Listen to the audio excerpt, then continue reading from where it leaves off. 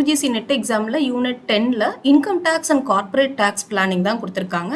அதை 3 டிவிஷன்ஸாக கொடுத்துருக்காங்க. Income tax, international taxation, corporate tax planning. Okay, இந்த வீடியோவில் நம்ம பேசிக் கான்செப்ட்ஸ், இன்கம் டேக்ஸோடைய பேசிக் கான்செப்ட்ஸ் இதை மட்டும் தான் நான் டிஸ்கஸ் பண்ணியிருக்கேன். ரிமைனிங் சாப்டர்ஸ்க்கு என்னுடைய இந்த பிளேலிஸ்ட்டில் பாருங்கள், நான் வீடியோஸை அப்லோட் பண்ணியிருக்கேன். ஸோ நம்ம வீடியோக்குள்ளே போகலாம். இன்கம் டேக்ஸ்னா என்ன? Income tax is a significant form of direct taxation. So taxation ஸ்ட்ரக்சரில் நமக்கு 2 டிஃப்ரெண்ட் டைப்ஸ் ஆஃப் டாக்ஸஸ் இருக்குது. ஒன்று டைரக்ட் டேக்ஸ், இன்னொன்று indirect tax. Direct tax and indirect tax. Direct டேக்ஸ்னா என்ன? டேக்ஸ் பேயர் டைரக்டாக இன்கம் டேக்ஸ் டிபார்ட்மெண்ட்டுக்கு டேக்ஸ் கட்டுறது தான் டைரக்ட் டேக்ஸ். டைரக்ட், இந்த வேர்டே உங்களுக்கு கிளியராக இருக்குது. Direct tax. இன்டைரக்ட் டேக்ஸுங்கிறது டேக்ஸ் பேயர் டைரக்டாக டேக்ஸை இன்கம் டேக்ஸ் டிபார்ட்மெண்ட்டுக்கு கட்ட மாட்டாங்க. For example GST.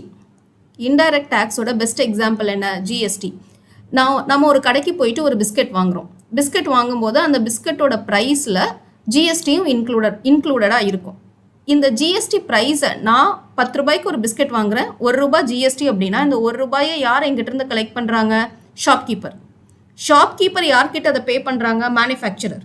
மேனுஃபேக்சரர் தான் ஜிஎஸ்டியை டேக்ஸ் டிபார்ட்மெண்ட்டுக்கு கொடுக்குறாங்க. So tax payer, that is consumer, நம்ம பே பண்ணுற ஜிஎஸ்டியை நம்மக்கிட்டேருந்து கலெக்ட் பண்ணிவிட்டு அதை மேனுஃபேக்சரர் பே பண்ணுறதுனால இது indirect taxation. The tax is collected and paid. Direct டாக்ஸேஷனுடைய எக்ஸாம்பிள் வந்து இன்கம் டேக்ஸ். இன்கம் டேக்ஸை நம்ம தான் பே பண்ணுறோம். I am earning income. நான் இன்கம் ஏர்ன் பண்ணுறேன் அப்படின்னா என்னுடைய இன்கம்கான டேக்ஸை இன்கம் டேக்ஸ் டிபார்ட்மெண்ட்டுக்கு நான் தான் பே பண்ணுறேன். ஸோ அது டைரக்ட் டாக்ஸேஷன். ஸோ டைரக்ட் டாக்ஸேஷனுடைய எக்ஸாம்பிள் இன்கம் டேக்ஸ், இன்டைரக்ட் டாக்ஸேஷனுடைய எக்ஸாம்பிள் ஜிஎஸ்டி. ஓகே, இந்த டைரக்ட் டாக்ஸேஷனை எப்படி சார்ஜ் பண்ணுறாங்க? எது பவர் கொடுக்குது? Article 246 of the constitution of India. இந்த article 246, this number is very important. இதை ஞாபகம் வச்சுக்கணும். Article 246 of the constitution of India. இது யாருக்கு பவர் கொடுக்குது? பார்லிமெண்ட். பார்லிமெண்ட்னா என்ன meaning? Central government. So the central government is authorised to collect income tax. Okay, state government பண்ண முடியாது, சென்ட்ரல் கவர்மெண்ட் தான் இன்கம் டேக்ஸை கலெக்ட் பண்ணுவாங்க. To levy taxes on income other than agricultural income. So agricultural இன்கம்மை தவிர மற்ற எல்லா இன்கம்க்கும் டாக்ஸ் லெவி பண்ணுறது parliament. Under which article? Article 246. And entry 82 of the union list 1 in the 7th schedule. This is also very important. இதையும் ஞாபகம் வச்சுக்கணும். entry 82 union list 1 of the 7th schedule, article 246. and direct taxங்கிறது income taxங்கிறது it is a form of direct taxation. Okay, then income டேக்ஸை govern பண்ணுறது 2 act. ஒன்று income tax act 1961, இன்னொன்று finance act. Okay, income tax act 1961, finance act, இந்த ரெண்டுமே income tax பற்றி deal பண்ணுது அப்படின்னு நான் சொல்லிட்டேன். அப்போ இன்கம் டேக்ஸ் ஆக்ட் 1961 எதெல்லாம் கவர்ன் பண்ணுது? It governs only administration, collection of tax. Income டேக்ஸோடைய அட்மினிஸ்ட்ரேஷன், கலெக்ஷன் ஆஃப் டேக்ஸை கவர்ன் பண்ணுறது இன்கம் டேக்ஸ் ஆக்ட். ஃபினான்ஸ் ஆக்டை எதுக்கு பார்க்கணும்? Prevailing rate of income tax.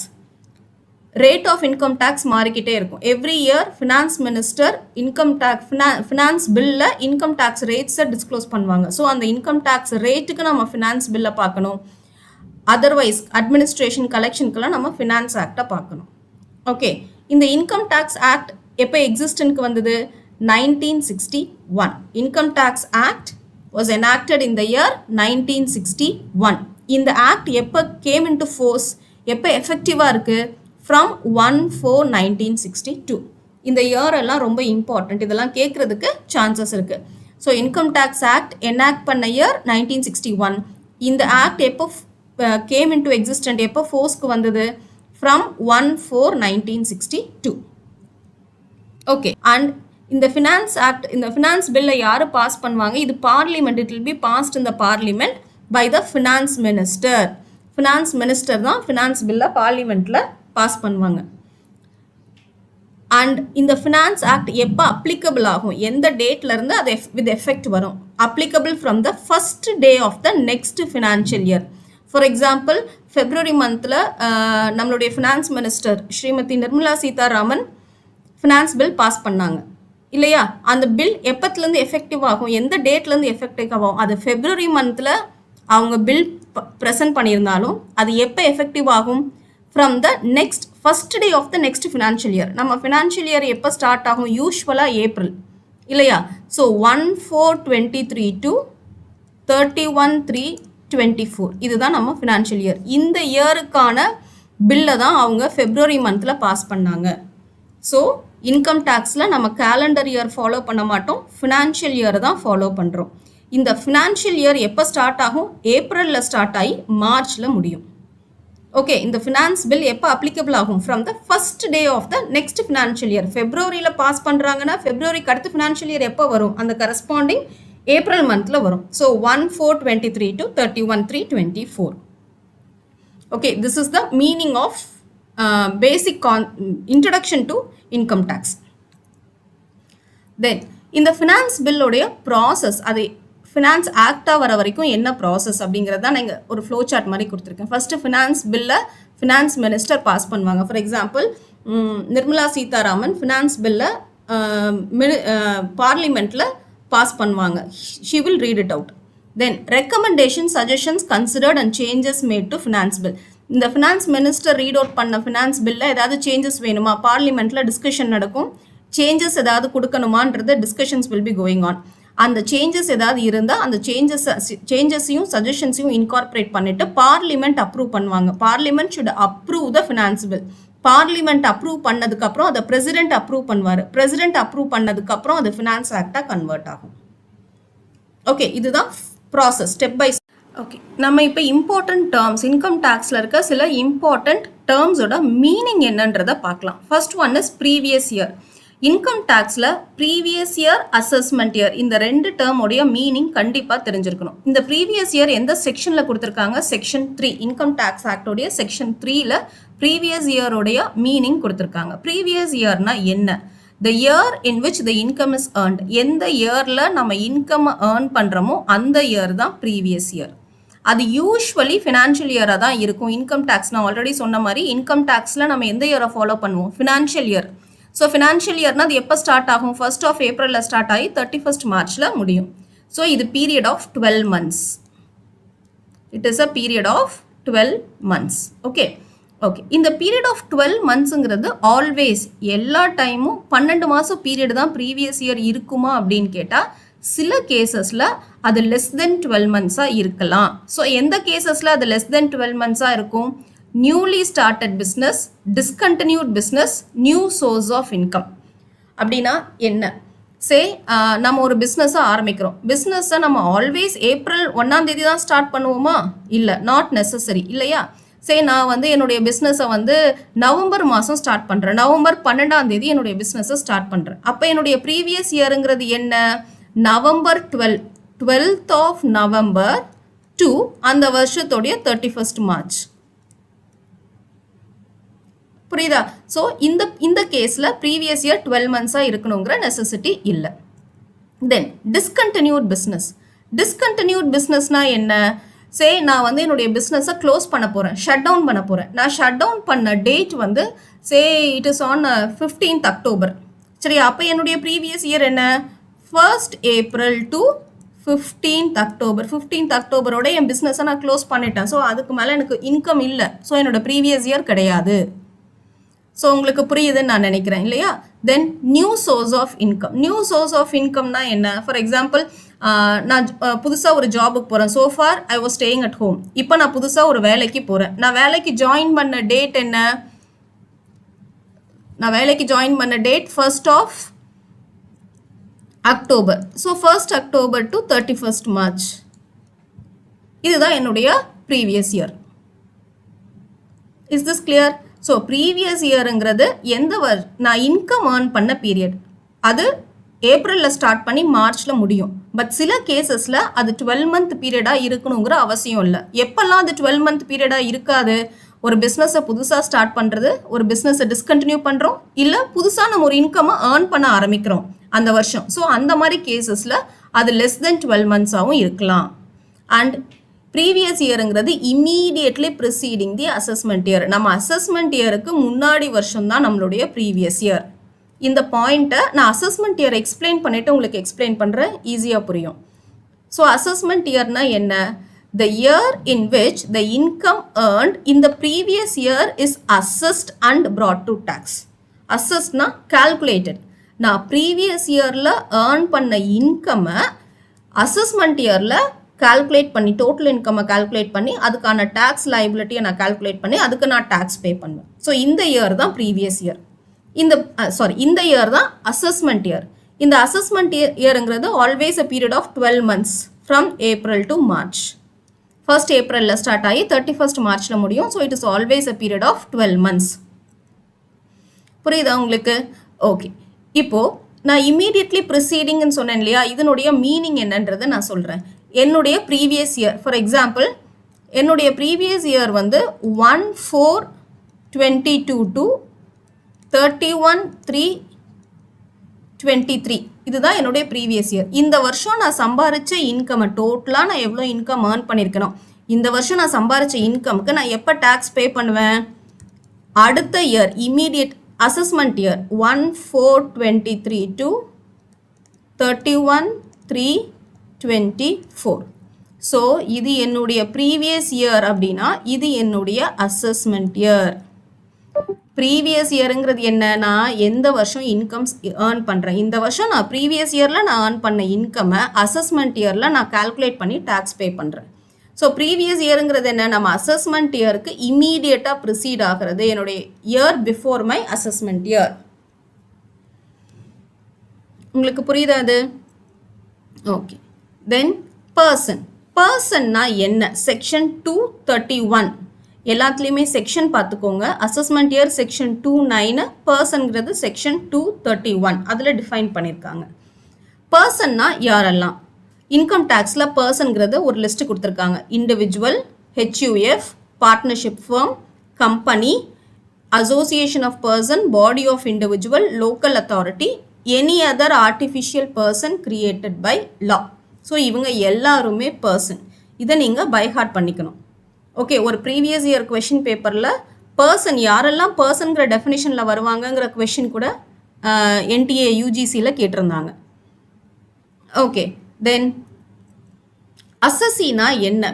அசஸி போகிறதுக்கு முன்னாடி நான் இதை எரேஸ் பண்ணிடுறேன். அசஸினா என்ன? ஸோ இங்கே பர்சனை நம்ம ஒரு பர்டிகுலர் டெஃபினேஷன் கொடுத்துருக்கோம். ஒரு இண்டிவிஜுவல், HUF, பார்ட்னர்ஷிப் ஃபர்ம், இவங்கெல்லாம் ஒரு பர்சன். அப்போ அசஸினா என்ன? அசஸிங்கிறது a person who is liable to pay tax. A person who is liable to pay டேக்ஸுக்கும் பர்சன், நார்மல் பர்சனுக்கும் என்ன டிஃப்ரென்ஸ் நீங்கள் கேட்டிங்கன்னா, ஃபார் எக்ஸாம்பிள் நம்ம ஒரு இண்டிவிஜுவல் எடுத்துக்கிறோம். மிஸ்டர் ஏன்ற ஒரு பர்சன் இருக்கார். இந்த ஏன்ற பர்சனுடைய இன்கம் வந்து 1 lakh rupees. அவருடைய 1 year total income 1 lakh rupees. So A is a person. ஏங்கிறவர் என்ன? பர்சன். ஆனால் அவர் அசஸி கிடையாது. He is not an assessee. ஏன் அப்படின்னா ஏவுடைய income is less then the minimum tax slab. ஏவுடைய இன்கம் மினிமம் டேக்ஸ் ஸ்லாப் இப்போ கரண்ட்ல டேக்ஸ் ஸ்லாப் என்ன? 2,50,000 விட உங்கள் இன்கம் ஜாஸ்தியாக இருந்தால் தான் உங்களுக்கு டேக்ஸ் அப்ளை ஆகும். ஏ எவ்வளோ இன்கம் ஏர்ன் பண்ணியிருக்காரு? 1 lakh. அப்போ ஏங்கிறவர் இண்டிவிஜுவல் தான், அவர் person. He is a person. ஆனால் அவர் அசஸி கிடையாது. ஏன் அசஸி கிடையாது? அவருடைய இன்கம் டேக்ஸ் லைபிலிட்டியை அட்ராக்ட் பண்ணலை. he need not pay tax. அவர் டேக்ஸ் பே பண்ண வேண்டாம். So he is not an assessee. So அசஸினா யார்? a person who is liable to pay tax. அவருடைய இன்கம் டேக்ஸோட மினிமம் எக்ஸம்ஷன் லிமிட்டை விட ஜாஸ்தியாக இருக்கணும். இந்த 2 லட்சம் ரூபாயை விட ஜாஸ்தியாக இருக்கணும். அவர் தான் அசஸி. புரியுதுங்களா? So who is liable to pay tax. Then இன்னொரு கேட்டகரி என்ன கொடுத்துருக்காங்க? Any other sum under this act. Say ஏவோடைய இன்கம் வந்து 1 lakh rupees தான். நம்ம ப்ரீவியஸ் இயரில் ஏவோட இன்கம் 1 lakh rupees தான். பட் அவர் ஏதாவது ஒரு இன்ட்ரெஸ்ட்டோ ஒரு பெனால்ட்டியோ இன்கம் டேக்ஸ் டிபார்ட்மெண்ட்டுக்கு பே பண்ண வேண்டியதாக இருக்கலாம். இந்த இயருக்கு முன்னத்தின இயர் இதுக்கு முன்னாடி இயரில் அவரோட இன்கம் வந்து 5 lakhs இருந்திருக்கலாம். அந்த வருஷம் அவர் இன்கம் டேக்ஸுக்கு டைமில் டேக்ஸ் பே பண்ணியிருக்க மாட்டார். டைமில் டேக்ஸ் பே பண்ணலன்னா இன்ட்ரெஸ்ட் பே பண்ணணும். ஸோ ஆர் டேக்ஸ் கால்குலேஷனில் ஏதாவது தப்பு பண்ணியிருந்துருக்கலாம், அவர் பெனால்ட்டி பே பண்ணுற மாதிரி இருக்கலாம். ஸோ இந்த வருஷம் அவருடைய இன்கம் டேக்ஸ் லிமிட்டை விட கம்மியாக தான் இருக்குது. பட் அவர் வேறு ஏதாவது மணி இன்ட்ரெஸ்டாவோ பெனால்ட்டி பேமெண்ட்டாவோ வேற ஏதாவது பேமெண்ட் அவர் இன்கம் டேக்ஸ் டிபார்ட்மெண்ட்டுக்கு பே பண்ணணும்னா தென் அவரை நம்ம அசஸின்னு சொல்லலாம். ஸோ அசஸிங்கிறது எய்தர் அவர் டேக்ஸ் பே பண்ணுற மாதிரி இருக்கணும், இல்லைனா வேற ஏதாவது அமௌண்ட் இன்கம் டேக்ஸ் டிபார்ட்மெண்ட்டுக்கு கொடுக்குற மாதிரி இருக்கணும். அந்த பர்சனை தான் நம்ம அசஸின்னு சொல்லுவோம். ஓகே, தென் இன்னொரு கேட்டகரி, இன்னொரு டைப் ஆஃப் பர்சன் யாரை நம்ம அசஸின்னு சொல்லுவோம்னா, in respect of whom any proceeding has been taken. ப்ரொசீடிங்னா கேஸ், கோர்ட் கேஸ், ஏதாவது ஒரு கோர்ட் கேஸ் நடக்குது. எதுக்காக? For any refund amount or amount due to him. அவருக்கு ஏதாவது ஒரு ரீஃபண்ட் அமௌண்ட் கொடுக்கணும், இல்லை ஒரு அமௌண்ட் டியூ ஆகுது, இதுக்காக ஏதாவது ஒரு court case. Assessee income tax department மேலே கேஸ் ஃபைல் பண்ணியிருக்கலாம், or the tax department has filed a case against the assessee. இந்த ரெண்டு கேஸ்லையுமே அவரை நம்ம அசஸின்னு தான் சொல்லுவோம். ஓகே, ஸோ இதுதான் அசஸியோடைய டெஃபினிஷன். இப்போ இன்னொரு டேர்ம் இருக்கு, டீம்டு அசஸி. அசஸி வேற, டீம்டு அசஸி வேற. இந்த டீம்டு அசஸினா என்ன? டீம்டுங்கிறதுனா என்ன? அசம்ஷன், சம்படி இன்னொருத்தருக்காக இவர் டேக்ஸ் பே பண்ணணும். டீம்டுங்கிற வேர்டோட மீனிங்கே அதுதானே. என்னுடைய பிஹாஃப்ல இல்லை, வேற ஒரு பர்சனுக்காக நான் டேக்ஸ் பே பண்ண போறேன். அப்போ என்னுடைய பேர் என்னது? Deemed assessee. நான் உங்களுக்கு ஒரு எக்ஸாம்பிள் இங்கே கொடுத்துருக்கேன் பாருங்க. After the death of the person the legal representative will be the deemed assessee. இப்போ ஒரு பர்சன் இறந்துட்டாரு அப்படின்னா அவருடைய பிஹாஃப்ல அவருடைய லீகல் ரெப்ரசன்டேட்டிவ், ஃபார் எக்ஸாம்பிள் சன்னோ டாட்டரோ அவருடைய இன்கம்க்கு டேக்ஸ் பே பண்ணுவாங்க. இந்த கேஸில் அந்த சன்னோ டாட்டரோ தான் டீம்டு அசஸி. ஓகே, தென் அசஸி இன் டீஃபால்ட். அசஸி இன் டீஃபால்ட், இங்கே இந்த வேர்டே உங்களுக்கு கிளியராக இருக்குது. டீஃபால்ட், டீஃபால்ட்னா ஏதோ ஒன்று நம்ம பண்ணணும் ஆனால் நம்ம பண்ணலை, அந்த அசஸி தான் அசஸி இன் டிஃபால்ட். ஸோ என்னுடைய ஒர்க் நான் ஒன்று பண்ணணும், அந்த ஒர்க்கை நான் பண்ணலை, then I will be called as an assessee in default. Example எங்கே இருக்குது பாருங்கள். A person liable to deduct TDS fails to do it or have deducted TDS but failed to deposit it. For example ஒரு employer வந்து அவர் கொடுக்குற சம்பளத்துக்கு, அவங்க எம்ப்ளாயீஸ்க்கு அவர் கொடுக்குற சேலரிக்கு TDS detect பண்ணும். டிடிஎஸ்ங்கிறது டேக்ஸ் டிடெக்டட் அட் சோர்ஸ். அந்த டிடிஎஸை அவர் மைனஸ் பண்ணலை அப்படின்னா, டிடெக்ட் பண்ணலைன்னா அவர் அசஸி இன் டிஃபால்ட். இல்லை டிடிஎஸை டிடெக்ட் பண்ணிட்டாரு ஆனால் அந்த டிடெக்ட் பண்ண அமௌண்ட்டை அவர் டெபாசிட் பண்ணலை அப்படின்னா then also our அசஸி in default. உங்களுக்கு புரியுதுங்களா? ஸோ அசஸினா என்ன, டீம்டு அசஸினா என்ன, அசஸி இன் டிஃபால்ட்னா என்ன, இந்த மீனிங்கும் ரொம்ப இம்பார்ட்டண்ட். அடுத்து income, section 2 subsection 24. So income டேக்ஸோடைய டோட்டல் கான்செப்டே நம்ம எதை பேஸ் பண்ணியிருக்கு? இன்கம் தான். நான் ஏர்ன் பண்ணுற income, any receipt, any monetary benefit, anything which I receive in kind, எல்லா மானிட்டரி பெனிஃபிட்ஸையும் நம்ம இன்கம் தான் சொல்லுவோம். ஸோ அதுதான் ஒரு simple definition. Receipts which are ordinarily treated as income, அதுதான் இன்கம். Monetary income derived from a definite source. And ரொம்ப important point, legal or illegal, நான் சம்பாரிச்சிருக்கிற இன்கம் லீகல் இன்கமாகவும் இருக்கலாம், இல்லீகல் இன்கமாகவும் இருக்கலாம். அதுக்கு நான் டேக்ஸ் பே பண்ணணும். வெதர் நம்ம இன்கம் லீகல் வேஸில் ஏர்ன் பண்ணுறோம், இல்லீகல் வேஸில் ஏர்ன் பண்ணுறோம், அதை பற்றின பாதரேஷனே கிடையாது. We have to pay tax, அதுக்கு நம்ம டேக்ஸ் பே பண்ணணும். இதுதான் income. Okay, then heads of income. Heads of income அப்படின்னா இன்கம் டேக்ஸில் 5 ஹெட்ஸ் இருக்குது, 5 ஹெட்ஸ் ஆஃப் இன்கம் இருக்குது. Income from salaries, house property, business of profession, capital gain, other sources. Okay, இந்த 5 heads of இன்கமில் என்ன சொல்கிறாங்க அப்படின்னா, இங்கே ஒரு இண்டிவிஜுவல் ஏர்ன் பண்ணுற இன்கம், இங்கே ஏர்ன் பண்ணுற இன்கம்மை நம்ம இந்த 5 ஹெட்ஸில் ஏதாவது ஒரு ஹெட்டில் கொண்டு வரணும். எம்ப்ளாயி ரிலேஷன்ஷிப்பில் ஒரு இன்கம் ஏர்ன் பண்ணால் அதை சேலரிஸ்க்கு கொண்டு வருவோம். வாடகை வாங்கினோம் அப்படின்னா அதை ஹவுஸ் ப்ராப்பர்ட்டியில் கொண்டு வருவோம். ஒரு பிஸ்னஸ் பண்ணி அதில் ப்ராஃபிட் இருக்குது, இல்லை நான் ஒரு ப்ரொஃபஷன், நான் ஒரு டாக்டர், லாயர், சார்ட்டர்ட் அக்கௌண்டன்ட், அதில் எனக்கு ஒரு கெயின் இருக்குன்னா அதை நான் இந்த கேட்டகரியில் கொண்டு வருவேன். நான் ஒரு அசட்டை விற்கிறேன், ஏதாவது ஒரு அசட்டை நான் விற்கிறேன்னா அதுலேருந்து வர இன்கம் லாஸை நான் கேபிட்டல் கெயினில் கொண்டு வருவேன். இந்த 4 டெஃபினிஷனில் ஃபிட்டின் ஆகாமல் வேறு ஏதாவது ஒரு இன்கம் இருக்குன்னா அதை நான் அதர் சோர்சஸில் காட்டுவேன். ஓகே, ஸோ இங்கே நான் சொன்ன மாதிரி எனி ரெசிப்ட், நம்ம வாங்குகிற எந்த ரெசிப்ட்னாலும் அந்த ரெசிப்ட்டுக்கு நான் இந்த 5 கேட்டகரியில் கொண்டு வந்துடணும். இந்த 5 கேட்டகரியில் ஏதாவது ஒன்று கொண்டு வரணும். இந்த ஃபஸ்ட்டு 4 கேட்டகரிக்கு நமக்கு ஒரு ஃபிக்ஸட் டெஃபினிஷன் இருக்குது. இந்த ஃபர்ஸ்ட் 4 கேட்டகரிக்கும் ஒரு டெஃபினிஷன் இருக்கு. இந்த 4 கேட்டகரி டெஃபினிஷன்ல செட் ஆகாம ஃபிட்டினே ஆகாம நான் ஒரு இன்கம் ஏர்ன் பண்றேன்னா அது எங்க எடுத்துட்டு வந்துடணும், அதர் சோர்சஸ்ல கொண்டு வந்துடணும். ஸோ என்னெல்லாம் நமக்கு ரெசிப்ட்ஸ் இருக்கோ அது எல்லாமே இந்த 5 ஹெட்டுக்குள்ள அடங்கிடும், இந்த 5 ஹெட்டுக்குள்ள வந்துடும். ஓகே, தென் கேஷுவல் இன்கம். கேஷுவல் இன்கம் அப்படின்னா என்ன அப்படின்னா an income which is நான் ரெக்கரிங். அந்த இன்கம் வந்து ரெப்படிட்டிவாக எனக்கு வந்துக்கிட்டே இருக்காது. இப்போ ஏர்ன் பண்ணியிருக்கேன், ஓகே, திரும்ப நான் ஏர்ன் பண்ணுவேன்னா எனக்கு தெரியாது. அந்த மாதிரி இருக்கிற இன்கம் தான் கேஷுவல் இன்கம். இதுக்கு ஒரு எக்ஸாம்பிள் என்ன அப்படின்னா, நான் உங்களுக்கு கீழே எக்ஸாம்பிள் கொடுத்துருக்கேன். Lottery winnings, card game, puzzles, gambling, betting, இதெல்லாம். நான் லாட்ரி டிக்கெட் வாங்குறேன், இந்த மாதம் எனக்கு ப்ரைஸ் மணி வந்திருக்கு, அதே மாதிரி அடுத்த மாதம் வருமா தெரியாது, வரலாம் வராமையும் போகலாம். ஸோ அந்த மாதிரி இன்கம் தான் கேஷுவல் இன்கம். ஆர் நான் ஒரு டிவி ஷோவில் பார்ட்டிசிபேட் பண்ணுறேன், எனக்கு இந்த வாட்டி ஒரு ப்ரைஸ் மணி அடிச்சிருக்கு, நெக்ஸ்ட் டைம் அதே டிவி ஷோவில் எனக்கு அந்த ப்ரைஸ் மணி வருமா, வரலாம் வராமையும் போகலாம். ஸோ அந்த மாதிரி நான் ரெக்கரிங், அந்த இன்கம் வந்து ரெக்கரிங்காக இருக்கக்கூடாது, விதவுட் எனி ஸ்டிப்புலேஷன், அது வருமா வராதான்றது கன்ஃபார்மாக நமக்கு தெரியாது. அந்த மாதிரி இருக்கிற இன்கம் தான் கேஷுவல் இன்கம். அடுத்து gross total income. Gross total இன்கம்னா என்ன? நான் இந்த 5 ஹெட்ஸ் ஆஃப் இன்கம் சொன்னேன் இல்லையா ப்ரீவியஸ் இதில், 5 heads of income, income from salary, house property, business of profession, capital gain, other sources. இந்த 5 ஹெட்ஸ் ஆஃப் இன்கமையும் ஆட் பண்ணணும். அக்ரிகேட்னா என்ன? ஆட் பண்ணணும். அந்த 5 ஹெட்ஸ் ஆஃப் இன்கமையும் ஆட் பண்ணால் நமக்கு கிடைக்கிற ஆன்சர் தான் gross total income. Gross total income section 80B subsection 5.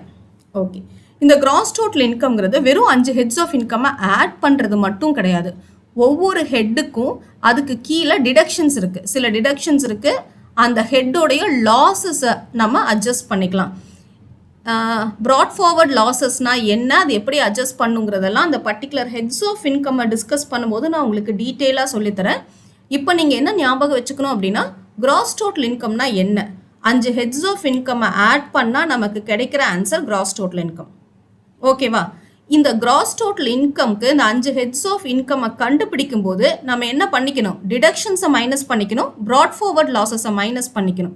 இது பண்ணதுக்கு அப்புறம் தான் நம்ம ஹெட்ஸ் ஆஃப் இன்கம்மை ஆட் பண்ணணும். அதுக்கு கிடைக்கிற ஆன்சர் தான் gross total income. Okay, then total income. Total இன்கம்னா என்ன? ஸோ இங்கே சிம்பிளாக நான் உங்களுக்கு கொடுத்துருக்கேன் பாருங்கள். டோட்டல் இன்கம்னா என்ன? கிராஸ் டோட்டல் இன்கம்லேருந்து deductions from section 80C to 80U இதை மைனஸ் பண்ணால் நமக்கு கிடைக்கிற ஆன்சர் தான் டோட்டல் இன்கம். ஓகேவா? இந்த டோட்டல் இன்கம்மை கால்குலேட் பண்ணுற ஸ்டெப்ஸ் இன் கால்குலேட்டிங் டோட்டல் இன்கம். இது கூட உங்களுக்கு நெட் எக்ஸாமில் இந்த ஸ்டெப்ஸை அரேஞ்ச் பண்ணி சொல்கிற மாதிரி கூட கொஷின்ஸ் கேட்கலாம். ஓகே, இப்போ இந்த அரேஞ்ச்மெண்ட் மாதிரி கொஷின்ஸ்லாம் நிறைய கேட்குறாங்க நெட் எக்ஸாமில். ஸோ என்ன ஸ்டெப்ஸ் இருக்குது? First classify income under the 5 heads. நான் ஆல்ரெடி சொன்ன மாதிரி 5 ஹெட்ஸ் ஆஃப் இன்கமில் எந்த ஹெட்டுக்கு கீழே எந்த இன்கம் வருங்கிறத ஃபஸ்ட்டு கிளாஸிஃபை பண்ணணும். சேலரி இன்கம்மை சேலரிஸில் காட்டணும், ரெண்டல் இன்கம்மை ரெண்டில் காட்டணும், டிவிடெண்ட் வாங்கியிருந்தோம் அப்படின்னா அது எங்கே காமிக்கணும், அதர் சோர்சஸில் காமிக்கணும். அந்த மாதிரி ஹெட்ஸ் ஆஃப் எந்த ஹெட்டு கீழே எந்த இன்கம் வருங்கிறத கிளாஸிஃபை பண்ணணும். அதுதான் ஃபஸ்ட்டு ஸ்டெப். செகண்ட் ஸ்டெப் என்ன? டிடக்ஷன்ஸையும் ப்ராட் ஃபார்வர்ட் லாஸஸையும் அட்ஜஸ்ட் பண்ணி ஒவ்வொரு ஹெட்டுக்கும் தனித்தனியாக இன்கம் கண்டுபிடிக்கணும். Income from salary, income from house ப்ராப்பர்ட்டின்னு ஒவ்வொரு ஹெட்டுக்கும் தனித்தனியாக இன்கம்மை கால்குலேட் பண்ணணும். தனித்தனியாக இன்கம் கால்குலேட் பண்ணதுக்கு அப்புறம் அதை எல்லாத்தையும் டோட்டல் பண்ணணும். அக்ரிகேட்னா என்ன? தனித்தனியாக நான் கால்குலேட் பண்ணி வச்சிருக்கிற இன்கம்மை ஆட் பண்ணி அக்ரிகேட் கண்டுபிடிக்கணும். இந்த அக்ரிகேட்டுக்கு பேர் என்ன? Gross total income. இந்த கிராஸ் டோட்டல் இன்கம் கண்டுபிடிச்சதுக்கு அப்புறம் தான் deductions from section 80C to 80U, 80Cலேருந்து 80U வரைக்கும் இருக்கிற டிடக்ஷன்ஸ் இதெல்லாம் நான் உங்களுக்கு தனியாக இன்னொரு வீடியோவில் போடுறேன். 80Cலேருந்து 80U வரைக்கும் என்னென்ன டிடக்ஷன்ஸ் இருக்குங்கிறத நம்ம செப்பரேட்டாக பார்க்கலாம். இப்போதைக்கு நீங்கள் ஸ்டெப்ஸை மட்டும் ஞாபகம் வச்சுக்கோங்க. இந்த டிடக்ஷன்ஸை மைனஸ் பண்ணணும். மைனஸ் பண்ணி நமக்கு ரிமைனிங் கிடைக்கிற ஆன்சர் தான் டோட்டல் இன்கம். ஓகேவா? இந்த டோட்டல் இன்கம்க்கு பேர் தான் டாக்ஸபிள் இன்கம். இந்த டோட்டல் இன்கம் நம்ம கால்குலேட் பண்ணியிருக்க இந்த டோட்டல் இன்கம்க்கு தான் நம்ம டாக்ஸ் கால்குலேட் பண்ணணும். அதனால இந்த டோட்டல் இன்கம்க்கு இன்னொரு பேர் என்ன? டாக்ஸபிள் இன்கம்னு சொல்லலாம். இந்த டோட்டல் இன்கம்க்கு தான் நம்ம டாக்ஸையும் கால்குலேட் பண்ணணும். ஓகேவா? தென் பெர்மனன்ட் அக்கவுண்ட் நம்பர். இது ரொம்ப காமன், நம்ம நிறைய பேர் இது கேள்விப்பட்டிருப்போம். Permanent account number, PAN, PAN. இதுக்கு பேர் பெர்மனன்ட் அக்கௌண்ட் நம்பர். இது எந்த செக்ஷனில் இருக்குது? 139A. இந்த பெர்மனன்ட் அக்கௌண்ட் நம்பர் எப்படி இருக்கும்? அது ஒரு 10 digit alpha numeric character. Alpha நியூமரிக்னா என்ன?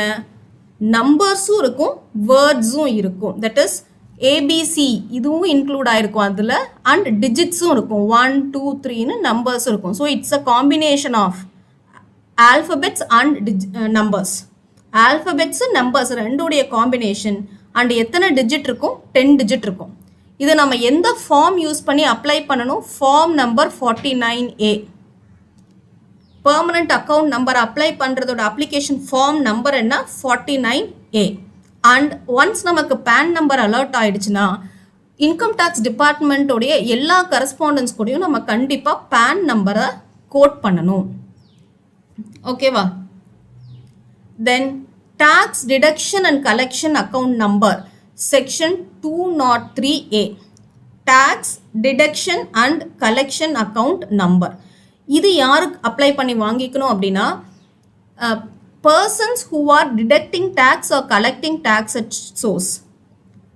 அப்படின்னா என்னன்னா, ஃபார் எக்ஸாம்பிள் ஒரு எம்ப்ளாயர் இருக்காரு, அவர் கீழே 10 பேர் ஒர்க் பண்ணுறாங்க. அவங்களோட எம்ப்ளாயீஸ்க்கு அவர் சேலரி கொடுக்கும்போது டேக்ஸை டிடெக்ட் பண்ணிட்டு தான் கொடுக்கணும். ஸோ அந்த மாதிரி பர்சன்ஸ் யாரெல்லாம் வந்து டிடிஎஸை டிடெக்ட் பண்ணிட்டு தான் அவங்களுடைய இன்கம்மை கொடுக்கணுமோ அந்த பர்சன்ஸ் எல்லாருமே இந்த கார்டை tax deduction and collection account நம்பரை அப்ளை பண்ணி வாங்கிக்கணும். இதை அப்ளை பண்ணுறதுக்கான ஃபார்ம் 49B. பேன் வந்து 49A. Tax deduction and collection account number வந்து 49B. அண்ட் எந்த டேட்டுக்குள்ளே இந்த tax deduction and collection account number எந்த டேட்டுக்குள்ளே அவங்க வாங்கி ஆகணும்? 1 month, within 1 month from the end of the month in which tax was deducted or collected. எந்த மாதம் நம்ம டேக்ஸை டிடெக்ட் பண்ணியிருக்கோமோ அந்த மாதத்திலிருந்து ஒரு மாதத்துக்குள்ள நம்ம இந்த tax deduction and collection account நம்பரை வாங்கிக்கணும். ஓகேவா? ஓகே. ஸோ ஐ ஹோப் உங்களுக்கு இந்த வீடியோ யூஸ்ஃபுல்லாக இருந்திருக்கும்னு நினைக்கிறேன். தேங்க்யூ ஃபார் வாட்சிங்.